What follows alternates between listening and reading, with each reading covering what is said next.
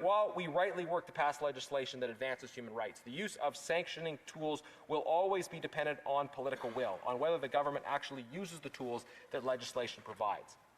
The Trudeau government's approach to human rights was symbolic but insincere, preening without pushing, abstaining on genocide votes in this House and dismissing arms sales to aggressors as no big deal, while pushing for the most general, non-binding human rights language and adding the word progressive to the front of trade deals already negotiated. This approach placated some and annoyed others, but it didn't actually change anything that mattered.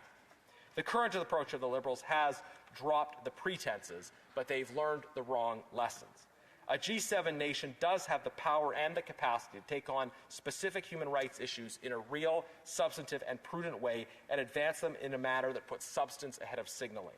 This is the right thing to do in response to a recognition of the universal and immutable dignity of the human person. It is also the strategically smart thing to do. The compromises that the Prime Minister wants to make on human rights are not just at odds with our values. They are contrary to our interests.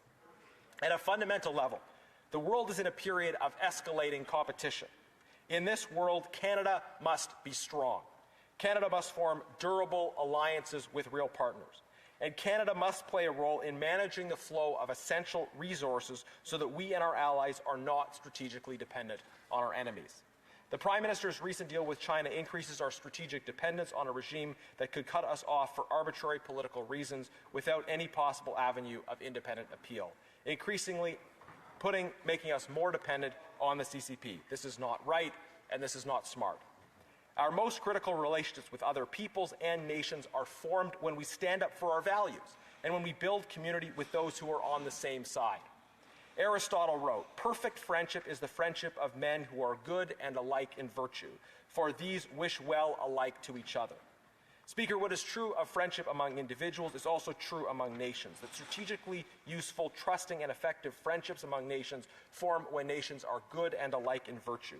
By good, I mean not necessarily that their present leaders are good, but that they have good constitutions. This is the real substance of an international rules-based order, that nations can ascend in the virtuousness of their constitutions and laws and can be drawn into greater community with other like-minded nations through that ascent.